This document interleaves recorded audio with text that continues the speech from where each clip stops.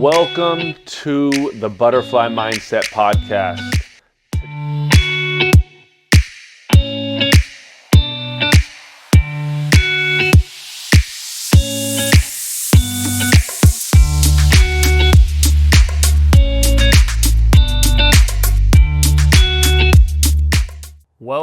Welcome to another episode of the Butterfly Mindset Podcast. Today I have James Taylor. What's up, bro? What's up, my man? Dude, thank you for having me. I'm stoked to have you on. Mostly because I don't know if you knew this, but when we met that day, I literally had just flown in back home. From where? From Nashville. Oh, yeah. I was in Nashville, flew back in. You're telling me a little bit about it? Fiance says, we have a housewarming party. Mm-hmm. So we go, and then you and I basically talk the whole time. Yep. Right? So I'm super excited to have you on, kind of dive in. I'm a big believer in like success breeds success. Yep. And your story is very interesting. So I want to kind of dive into that. So tell me a little bit more about what you do. Yeah, so I've been in sales and marketing for about 10 years now. I own a pest control business, specifically in Austin, Texas. I got into sales in college. I was just a broke college student playing basketball. That was kind of my identity. I knew I wanted to be successful, but I think the problem was I didn't really have any real tangible business skills, which, in business, the amount of value you provide is reciprocated in the form of income and success. And I just didn't have any skills, man. Basketball was kind of my identity, and being broke and constantly checking my bank account every time I went to Chipotle or just going out with my buddies, I kind of got tired of it, and I realized I needed to, start to develop some business skills. So I heard about a few of my buddies working with this company over the summertime. They came back after my sophomore year summer, some of my basketball teammates, and talked about that they did this sales job where they made a good amount of money. They, learned a lot about business and sales. They hung out with some, high-level, ambitious people. And then I asked them what they did, and they said that they went door to door selling pest control, of all things. And I was What? Pest control? What the hell? I was like, what even is that? And, I learned a little bit more about it, and, they talked to me about, some of the benefits that they got out of it. And I looked into it more and realized door to door how massive it is as a sales industry. It was a lot bigger than I realized, because if you're not aware of it, door to door sounds kind of outdated, but it's the most raw form of sales. And as far as pest control goes, when you're a high level salesman, if there's a need for a product, if there's a need for a service, you'll go out and sell it. And if you can make good commission selling it, and, it can make you successful, it doesn't really make too much of a difference.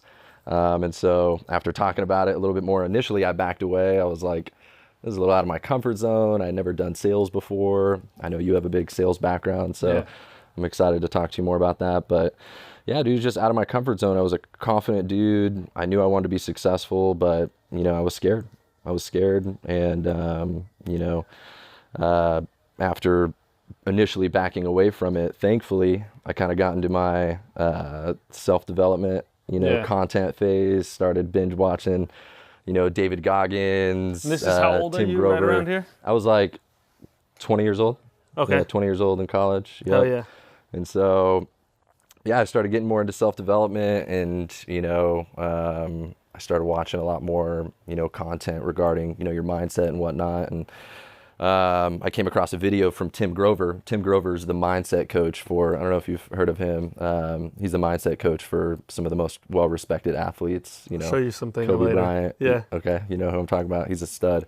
Kobe Bryant, Michael Jordan, Tiger Woods, Dwayne Wade. Yeah. Like, he's the guy. Everybody we respect in sports for their mentality, like, he's the dude advising them and keeping their mental strong. So this guy's obviously top notch. And he said a quote that I came across that, just hit me down to my core. I'm this broke college kid. I had this opportunity pop up that my intuition was kind of telling me, like, okay, this might be good for me to get into sales and to go make a little bit of money.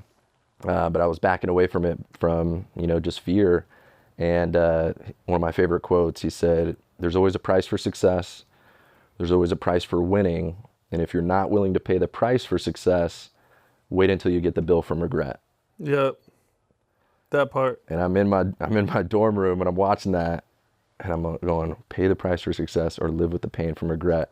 And I realized that, dude, I wasn't going to live with the pain of regret. I wasn't going to keep going through the same damn thing of trying to figure out if I'm playing basketball overseas and checking my bank account constantly. And, there's just that intuition in me that was telling me like there was more that I could be doing to be on the pathway towards becoming the person that I wanted to be. I always kind of envisioned myself in business eventually.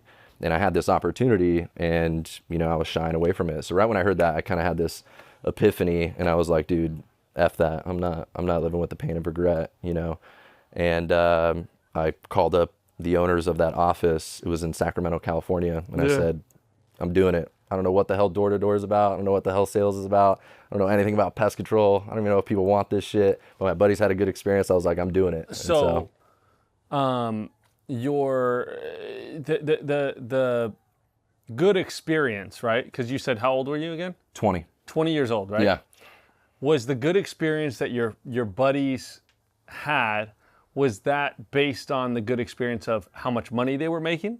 Or was it like, what was the definition of a good experience that led you to kind of drive into that? Yeah, I think just overall growth. Money's incredibly important, right? Yeah. I mean, I think when anybody's young and ambitious, that's one of the first things they should do is get their money right. I'm not a believer that money can buy happiness per se, but I like to say it's definitely a damn good down payment, towards happiness. Being financially stable gives you, freedom, right? To live life the way you want to. If you're constantly stressed about money and you constantly have to trade your time for money, life is going to be a little stale, and so that's what I was going through at first. And so obviously when you're young and you don't know that much about life, money is always like the first, like, oh, I can make money. Like I think my buddy made like, in 3 months, he made like 30 grand in commission, but like, that sounded like $1 million to me at the time, but also, the value of sales, right? The value of sales and all that, good stuff he was telling me about, the people he was surrounded with, business individuals. So yeah, money was definitely a big part of it, but also the skill set. It's funny because I always when I talk about sales, a lot of the times people get into it thinking like, because they get this motivation from the money, right? Yeah. There's a lot of people that get into the business. Yeah. Whatever business it is, sales, let's say, in general, whether it's real estate, whether it's pest control, whether it's, cold calling, whatever it is, right? They get into sales thinking, oh, we can make a grip of money, blah, blah, blah, blah, blah. Yeah.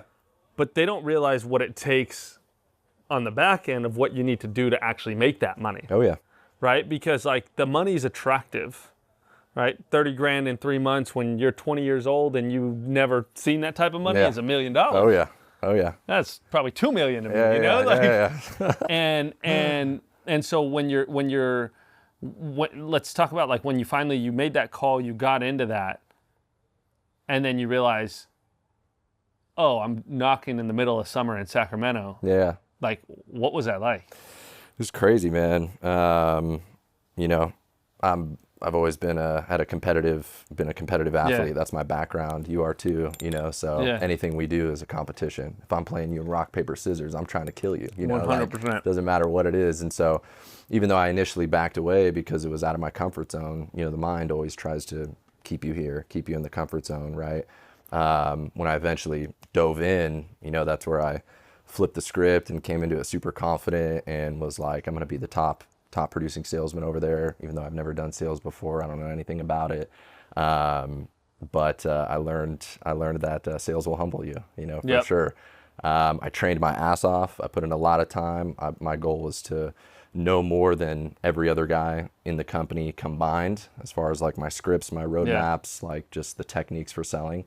But it humbled me at first. I think everybody has to go through that phase. Maybe you can relate in real estate. I know in real estate, man, I mean, 45% of salespeople worldwide, regardless of industry, quit within the first year. Yep. In real estate, I think it's up to like 75%. Yeah, it's like 80%. It's brutal, of agents, and a lot of that is due to lack of understanding, of course. But yeah, man, in pest control. The reason why people sell it, by the way, it's not because any of us are like passionate about selling pest control, but I think when you're going in to sell something, the first most important thing is there a demand for it.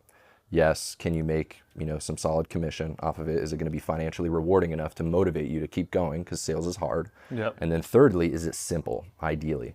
Real estate, you can kick some ass if you know what you're doing, but it's a complex sale, right? Yeah.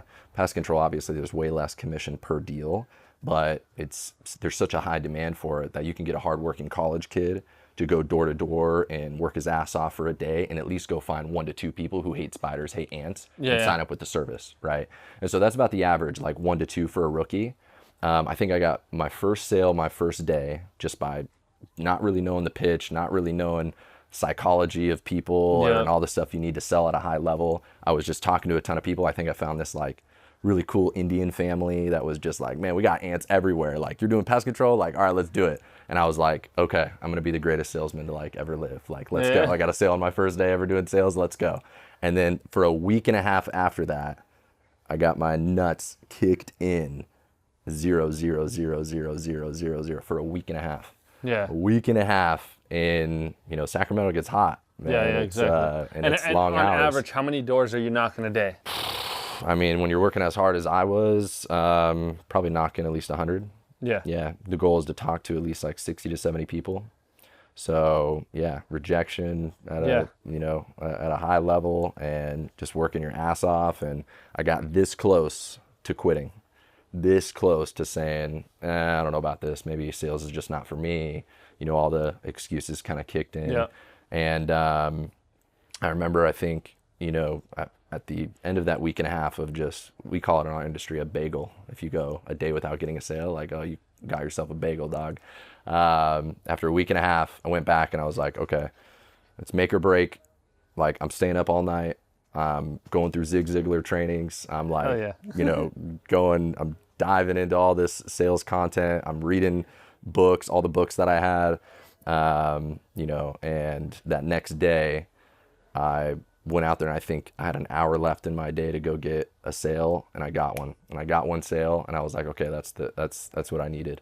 And once I got that to click, man, just after that, in sales, once you start getting your understanding down, it just kind of is a compounding effect. You just need a little bit of confidence to get started. Correct. But what's the average, like, what's your commission on that one sale? Usually like $200 to $300. Okay. Mm-hmm. So then you go, you get $200, you're like, hell yeah, great. And then nothing. And you're like, wait a second, am I going to get the whole summer knocking on these doors for $200? Yeah. So that's purely commission. It's interesting because like real estate, we knock on doors all the time as well. But like commission wise, like I'm like, hey, one of these doors is going to give you 10 grand. Like, just keep knocking. You know? So as you're going through this, then you get that one sale, like you said, it kind of goes into that next phase of like you get another one, and then you're like, okay, cool. Now I'm leveling up. Now I understand a little bit of like what I always tell people is like people are always studying all these scripts. Yeah. And I'm like a big believer in like scripts are like a roadmap, but like it's really all about objection handling. Oh yeah. Like if you understand how to deal with objections at a very high level, the scripts don't matter because it's all dealing with your objections. And most of the time that's all we're dealing with in sales. Right. So talk to me a little bit more about like how you went from like, that one sale to the next sale to now you own a pest control company in Texas, right? Yep. Yeah. So like how do you go from like doing that during that college year and like, that summer to like now owning it? Yeah, so once I got that first sale after going a week and a half without selling, that was like the proof I needed that, hey, if I just level up my understanding of how to sell, like I can do this. And, I saw some of the other experienced guys in the office and I was like, dude, if these guys can do it, then 100% I can. I'm a big believer that that's really all the evidence you need in order to accomplish anything. Are there other people similar to you in similar circumstances that are successful in it? Great, that's all I need to know. Because if they can do it, I can do it. And the only two limits on us are a weakness of attention, weakness of focus, and a lack of vision. If you got laser-like focus and you know exactly where you're going, your vision's on point, then, dude, there's really no limits to what we can accomplish, right? Exactly. So, it's the question of why not me, right? Yeah, like, 100%. Like, why not? Yep, D Rose, baby. Exactly. The most of the time, it's because of, again, like same concept, right? Lack of discipline, right? Yep. Lack of consistency. Yeah. Like that's reason why people don't reach where they want to get. Yeah. Right? Lack of understanding, Yep. is, also another really big thing. And obviously discipline is a big part of that to develop the level of understanding. In sales, really in life in general, but in sales, your level of success will always be directly proportional to your level of understanding and your skill set. If you want to be more successful, if you want to raise your income, you need to level up your level of understanding. Yep. You need to level up your understanding of how to handle objections, the psychology of other people, how to connect well with others, Yep. how to close at a high level, how to make amazing first impressions, right? Your roadmaps, your scripts, all that stuff. And so it's kind of tough to be in that mentality when you're a rookie salesman in the middle of Sacramento heat, busting your ass for a week and a half, getting no sales, which is where a lot of people end up, calling it quits. Yeah. But, right on the other side of that, initial adversity is really where a lot of the success kicks in. A lot of successful people talk about that. Everybody goes through that initial phase where you're just getting your nuts kicked in. You're just having the roughest time, even though you're trying your hardest. Yeah. And once I had that, I was like, okay, like now is where I go, next level. Now is where I go 1,000 miles per hour. And then once I had a little bit of that confidence, I kept studying like a madman. You got to train like a psychopath in sales, because once again, the more knowledge you have, the more success you'll have. And so I just kept going. And I think after I got that one sale to get me out of that streak of making no money for a week and a half, knocking doors all day, I think the next day I got 2, and then it was like 3, 2, 3, 2. And then I got up to the 5s per day, and it just got better and better and better. And then I ended up being the #1 producing rookie in that office that year. I think I made like a little over 30 grand that year, which for a summer, I think I was out there for like 3 months. Yeah, making 10 grand a month for your first time selling. Summer, yeah. You make 10 grand a month. Like, once again, dude, I felt like I was like, I'm rich. Yeah. Let's go. And ever since then, once I realized what I was capable of, my goals just exploded. I realized the platform that sales gives you. And every single year I've doubled my income, sometimes tripled. And I've only gotten more successful, more fulfilled, happier. My personal growth got better and better every single year. And then after doing well for myself for like 3 or 4 years as a salesman, it's a franchise. Yeah. And so you can invest money into the business to open up your own location. So me and a few of my buddies that we did sales together with, we invested. They had a Dallas location, a Houston location, but they didn't have Austin. And so we planted the flag there, and now we've been in business 6 years. We just did, this last year, we did like 6 million in like 3.5, 4 months with a sales team of like 40 young college guys that I trained how to sell. So it's been pretty crazy, man. Life is pretty crazy. Never thought I'd be in pest control of all things, but like I said, really the product or service is a small part of it. Does it add value to people's lives? Does it help other people? Yes. What we really are is all about sales, marketing, personal development, all that good stuff. So now like what I think is fascinating is I think we always talk about like how you think the way you think and why you think that way, and like a lot of it stems from you being an athlete. Mm-hmm. Was there any other like mentors or people growing up that like you learned like this work ethic, this mindset, this thought process? Like how did you get to where you're at mindset wise? Yeah. So initially, I had a lot of competitive athlete mentors. I'm a big Kobe fan. Kobe forever. Man, I always say prime Kobe will beat prime LeBron. I'll get some hate for that. It's kind of tough as LeBron keeps stacking the accolades, but just man, the Mamba mentality, that was kind of my initial, mindset, motivation, that kind of stuff. But really where it really kicked in, where I really started to develop a genuine interest in studying the mind, because the mind is the architect of all of our realities, man. And the sooner you figure that out, the better. 100%. And you were talking about how initially everybody gets into sales because of the flashing lights of money, but everybody finds out, long term that's not fulfilling, man. Exactly. It's really not. When you're broke, young college kid, and you want a Louis bag and you want some of that meaningless stuff, it's the best. Exactly. But long term, you all find out, everybody finds out that what you really want is fulfillment. That's really what we're all after, is fulfillment. And so about 4 or 5 years into my entrepreneurial journey, we opened up that office. We were doing pretty well. I had a sales team that were, you know, generating millions, going door to door. I was doing a lot of sales training and personal development. Obviously, personal development's really integrated into sales because your level of success in sales is always going to be, you know, also equated to your level of personal development, the inner work, right?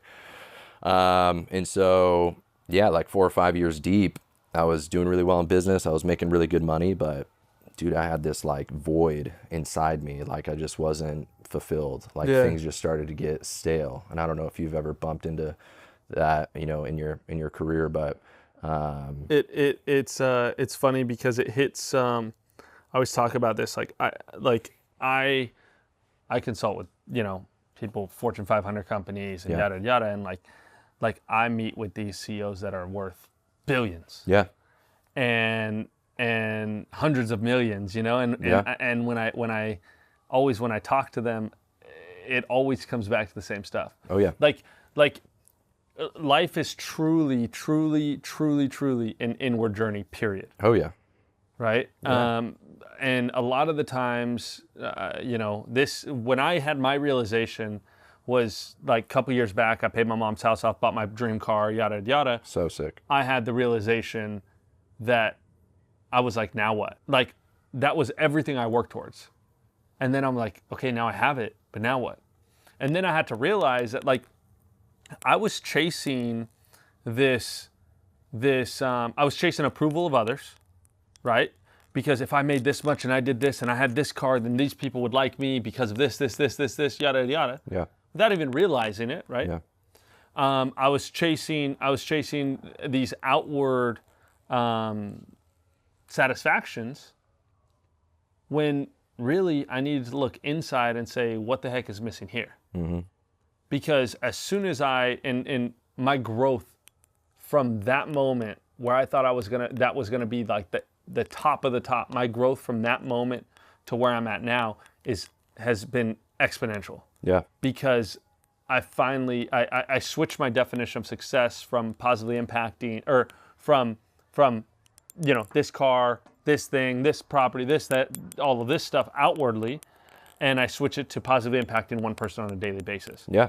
And once I shifted that, then everything just grew. Yep. Contribution. I stopped focusing, and I truly think, like, as a human being, like, our highest form of success is exactly what you just said, is contribution. Oh yeah. Is contribution. If we can contribute to other people's lives, that is the highest form of success. That's what we're here to do on this earth. Yeah. Is this. Yep.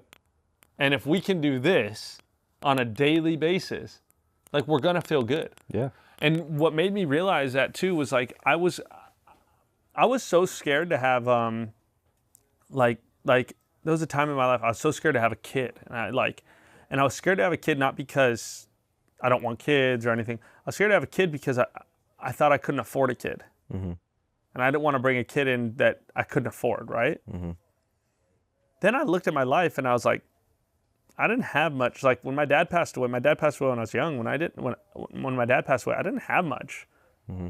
But, like, I like how I turned out. Yeah. How old were you? I was 11 years old. Wow.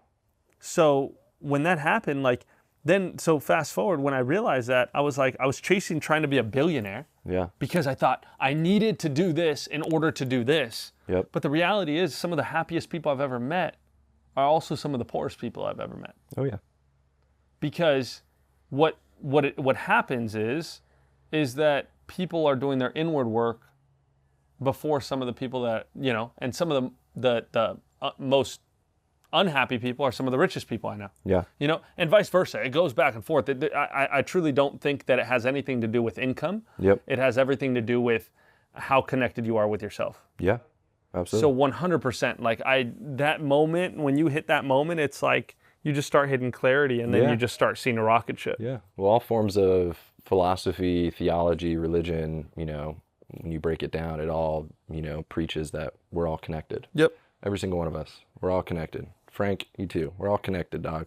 But You know, and so the equation for fulfillment, you know, for me always comes down to two things. Number one is growth. You know, you have to feel like you're growing, you know, in order to be able to contribute, you know, you have to cultivate value from within first. So personal growth is, you know, so important. If your cup is empty, you have nothing to give other people, right? So if you want to give knowledge, cultivate knowledge from within. If you want to provide experience to other people, cultivate experience. If you want to give love, do you need to love yourself? Absolutely, right? Yep. And so growth is the first thing. Tony Robbins says progress equals happiness. Always, if you think back to the times in your life when you feel the most alive, it's typically when we're progressing the most in the, you know, main areas of life: health, wealth, relationships. And then the second part of the fulfillment equation, so growth and then contribution. Contribution is what we're all meant to do for the reason you just said, dude. Yep. If we don't feel like we're contributing to society, contributing even on a micro scale, you know, if you're a salesperson and you're not contributing to the value of your clients' lives, if you're not contributing to the people around you and helping them get better, it will get stale. Yep. The money will get stale. It just will, right? Because fulfillment, once again, is what we're all after in the long term. And so that's where I was at, dude. Like, I was, you know, making pretty good money, and, you know, I felt like I had, you know, hit some of those milestones that I wanted, but I, you know, lacked a ton of fulfillment. I felt like I was really working hard in my wealth sector of my life, but I was neglecting my health. I was starting to get a little out of shape. You know, I wasn't happy with where my health was at. My relationships, I was, you know, pushing that to the side to focus more on work, because I was in such this work mode of like, make more money. Once I make more money, then I'll cure this void inside. But it never happens. Find out. It never happens. It never does. It never does, you know? And so you go through that a few times, you realize, okay, this isn't working, you know? And what changed everything for me was coming across my biggest mentor in my life, Bob Proctor. Have you heard of him? No. Ever? Bob Proctor is a personal development coach for over 60 years, and he integrates a lot of the stuff we talk about, you know, philosophy, spirituality into business, and talks a lot about, you know, becoming fulfilled first, you know, before you can have ultimate success in business. He also talks about, you know, the importance of studying how your mind works, because once again, it is the architect of all of our reality, right? And, you know, once I came across his stuff, man, everything changed for me. I started to take a genuine interest in stop trying to, you know, hit all these goals on the outside, and instead, once again, looking inward, you know, being a lot more spiritual, a lot more philosophical, you know, meditating a lot more, studying the inner workings of my mind, why I think the way that I do, why I believe the things that I do about myself and the world. And that's when a massive shift, you know, happened in my life. And from there, when I got that dialed in, I got more successful in business. I got happier with my life. You know, I was more fulfilled. And, you know, since then, it's just it's a constant ongoing journey, you know, figuring out who the hell you are, you know, but it's been a lot more of a fulfilling ride since I got that dialed in. What's really interesting is you've, you know, I interview so many different people, and a lot of people always say, find a good mentor. Mm-hmm. That's a piece of advice that I hear over and over again. It's a lot of the, hey, you got to be consistent, you got to be disciplined, then you got to find a really good mentor as well. Mm-hmm. What I find really interesting is when I asked you that question, like the answers have been mentors that you don't necessarily know, it like you and I, personal, right? Personally, right. But you follow them, you watch what they're doing, and I think that's such a big hack. I think there's a lot of people that are trying to find like someone to sit down with and have this meeting, but like, why can't Tim Grover, Kobe Bryant, why can't Bob Proctor be your mentor? Yeah. Right? They're, you know, and I think when you start understanding that side of things about finding a mentor, that it's not this like professional relationship all the time. Yeah. I think that's a huge hack for success, especially for young people looking for a mentor. Yeah. Was that always how you were, or did you always did you try to chase someone else that you knew what I mean? Yeah. So, you know, of course there's people in my life that have played a big role, you know, in my development, my happiness. I'm really close with my pops. We can relate a lot, by the way. When I was, you know, I guess I'll take it back a little bit. You know, my childhood was all about adaptability. That's what my childhood was all about, man. I was born in Laguna Hills here. My parents separated when I was 5, and I started to move back and forth in between them a bunch.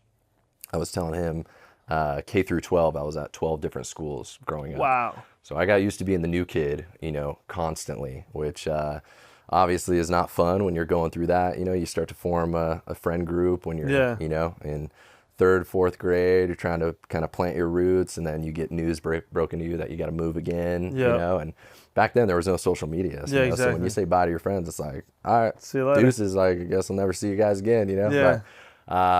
But looking back, I'm really grateful for that because it forced me out of my comfort zone. It forced me to be adaptable, which I think is a big, big part of success.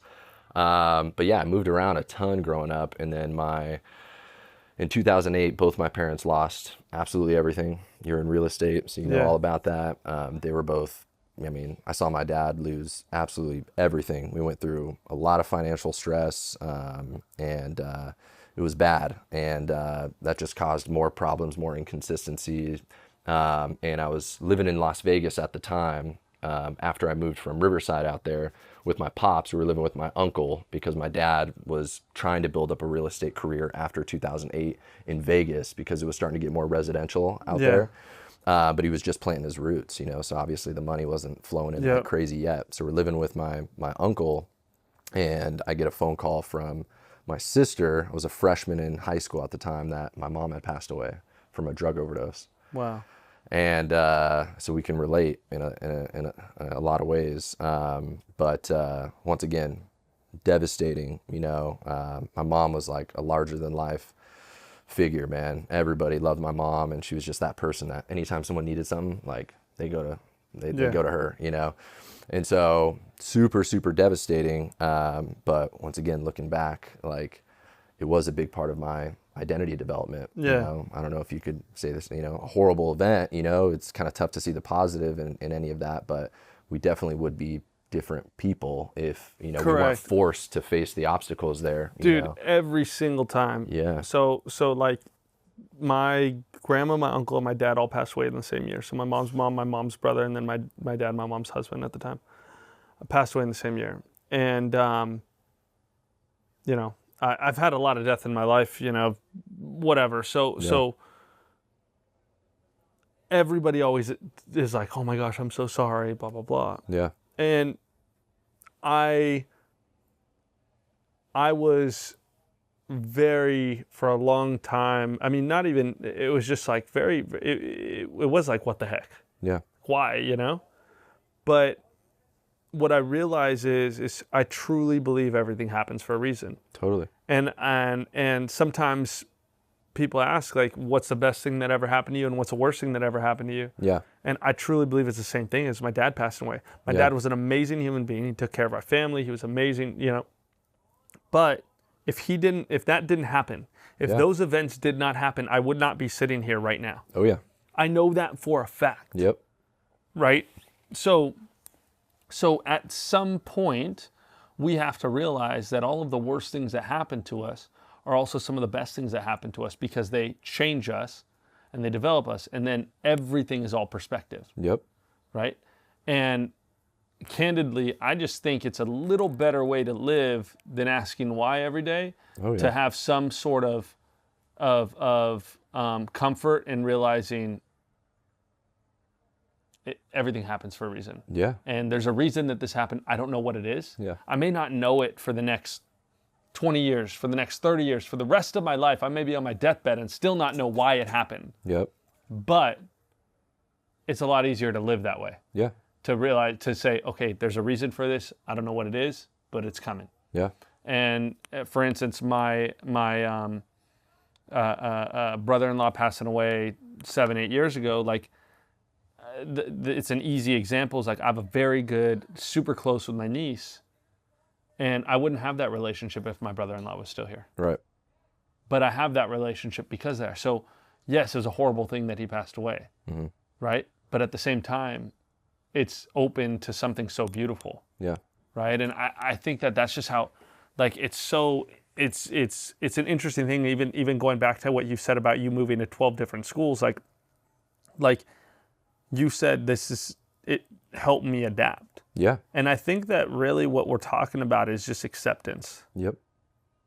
Like just acceptance of these life events that happen that are out of our control. Yep. And realizing we control what we control and we don't control what we don't control. Yeah. And I think that like if we can focus in on like that as just a human race, yeah, a lot more people would be a lot happier. Yeah. Well, the mind has that ability to assign certain meanings to the circumstances in your life. You know, if you are working from the inside out, which is how everything works, if you want to take control of your life, you know, you're not worried about the current circumstances you're in. You're not worried about this person that screwed you over, or this death in the family, or I don't have the money right now, because you understand it all starts from within, right? There's a really good story about two twin brothers that I really love. One of the twin brothers grows up to be ultra successful, multimillionaire, has a beautiful, loving family, has everything you would ever want in life, super fulfilled. And then his twin brother, you know, completely wrecks his life, you know, doing a bunch of drugs, alcoholic, burns every bridge in his life, just completely up to no good. And they interview both of them. They interview the successful, they interview the one that's, you know, things aren't going well for him, where his life is just, you know, in pieces, just destroyed. And they say, why is your life like this? And he says, well, both my parents were alcoholics and they both didn't raise me right. And so that's why my life is the way it is. And so they go to the successful one and they ask, man, why is everything going so well in your life? You're super successful. You have this family, like everything's going well. You're in such a positive vibration. Why is your life like this? And he says, because both my parents were alcoholics and they didn't raise me, and I didn't want the same. I didn't want to carry on that. It's all perspective, right? And so you can assign meanings to all the circumstances that, you know, you go into. And where I was going with that, you know, was I think because I had all this instability in my life and, you know, a lot of inconsistency, I'll say, where I had to adapt. Like, of course, I'm super close with my pops. Like, man, I have so much respect for my pops because I've seen him at the highest highs and I've seen him lose everything and build himself back. Like, I love my pops. Like, he's always been a mentor to me. But I think, you know, because I moved around so much, maybe that got in the way of forming more like personal mentors. The good news is knowledge is all around you. Knowledge is all around you. There's no freaking excuse, man. The internet especially is now, the most powerful tool of our lifetime. And there's so much knowledge out there, man. There's so many amazing mentors that, you know, have had such a massive impact on my life. I mean, personal development wise, Bob Proctor, Tony Robbins, you know, all those guys, sales, Zig Ziglar, Jim Rohn, you know, just, you know, Tom Hopkins, like there's just so many, right? And so, yeah, I would say because I was forced to be so independent growing up, you know, especially because after my mom passed away, you know, my dad was still getting his feet together financially, and we both kind of came to the agreement. I was living in Las Vegas, and not the nice part of Vegas. The public school system there I'll just say, need a little bit of a tune-up. And at the time, you know, the one thing that kind of kept me grounded throughout all this moving was basketball. That was my identity. Whenever I was a new kid, day one, I would skip lunch because I wouldn't want to, you know, eat alone and be like that loner kid. And I would go right to the basketball courts during lunch and make friends with anybody else that was playing basketball. And so that kind of was like my hack into like always making friends. And I developed a ambition to play college basketball, be the first person in my family to go to college. And so when I got to Vegas, I was playing on their team there, but the exposure definitely wasn't there. I mean, I was at a rundown high school. I was getting offered like crazy ass drugs to like do heroin by like other, I'm like, bro, you're like 15, dog. Like what? And after I finished up my freshman year and my mom passed away, me and my dad just kind of had a heart to heart, and we were like, man, we just kind of came to an agreement that it might be best for me to move in with my grandparents down here. My grandfather was the chief of LA City Fire Department for 30 years, just had a more stable life. They, you know, had a house. I wasn't going to be moving around a ton. And it was my last 3 years of high school, which, you know, for competitive sports, it's important to make a name for yourself at one spot. For basketball, club is like so important, or else you're not getting any exposure. We didn't have money for that up in Vegas. And so That was a crazy, crazy time in my life. That was a very scary pivot. I didn't want to be the kid who lived with his grandparents, like, you know, and leave my dad, dude, who like we had been through everything together. But, you know, that ended up being one of the best things that's, you know, happened to me. I'm super grateful for my grandparents because they just gave me the stability that I needed. Yeah. So I went to Dana down here, ended up doing really well in basketball, became the MVP of their team, all conference player of, you know, Southern California, and got a few offers from different schools and ended up being able to play college basketball, man, and hit that milestone and hit that goal of going to college, man. So yeah, it was an independent ride, but that's probably why I didn't really have too many personal mentors. Once I got into college is when I really started to utilize the internet to consume knowledge. Yeah. It's an interesting thing too, because something that I find very interesting is you actually were getting sales training your whole life and you didn't even realize it, right? Like having to build relationships with people. Oh yeah. At every single school. Yep. New kids, like you couldn't, if you were introverted, you had to step out of your shell. There was no way to not, right? And then I think the cool thing that you said is like you found something and then you leaned into it, meaning basketball, right? Like, and you knew, okay, hey, I know I can make friends this way, so let me go lean into this and let me go do it. And that's very much how it is in sales. Like you find what you're good at and you lean into it. Yeah. Right. And then you focus and you dial in. Right. So it's very interesting. I'm a big believer in success breeds success. And so like when people go through similar situations that you've been through, it's nice to see that someone like them can do it. Yeah. So I appreciate you sharing that. I have two more questions for you. One, where can people find you if they want to connect with you? Yeah, so James T Creates is where you guys can find me on all socials. I built my personal brand over the last year where I spread the holy word of sales, and the importance and the perks that come with developing, you know, a high level sales and communication skill set. It's so important, man. Communication is absolutely everything. When you know how to communicate like a professional, obviously there's tons of professional doors that open, you know, companies want to hire you more, you negotiate higher pay, clients want to do more business with you. Of course, all the professional doors, everybody can get behind that. But dude, even outside of that, if there was no professional benefits, is it important to develop the skill that you use pretty much every single minute of your damn entire life? The skill that we're using right now, communication. Well, absolutely. It's the same thing I told my, you know, in a meeting the other day, I was saying like every single thing that we do in life involves negotiation. Like every piece. Yeah. So if you learn how to negotiate, you're negotiating, you're constantly negotiating with yourself, you're constantly negotiating with other people. Like that's just how it works. Yep. You know, and it's the same thing, sales, right? Yeah. Like you're always going through this. So if you learn how to master that skill by understanding people, understanding the dialogue, understanding how and when to speak, you know, it's such a powerful skill. So so it's how do you spell it for the audio? So James T and then Creates, JamesTCreates. So I talk a lot about sales, and then also a big part of my brand is studying and understanding the mind, which we've been talking about here, man. That's absolutely everything. That's dope. It's everything. Last question I have for you. Yeah. Somebody is in the same position you were in college, 18 to 20 years old, trying to figure out what the heck to do with their life. Yeah. Know they want to do something big, but not sure how to get there. Like, what piece of advice would you give them? Yeah, I would say, you know, understand that once again, you know, long-term fulfillment, you know, comes from, you know, personal growth and contribution. And I think the bottleneck that a lot of people have when it comes to being able to contribute, which is adding value, right? Adding value in your business, adding value to your relationships in your life, right? That's where contribution comes from.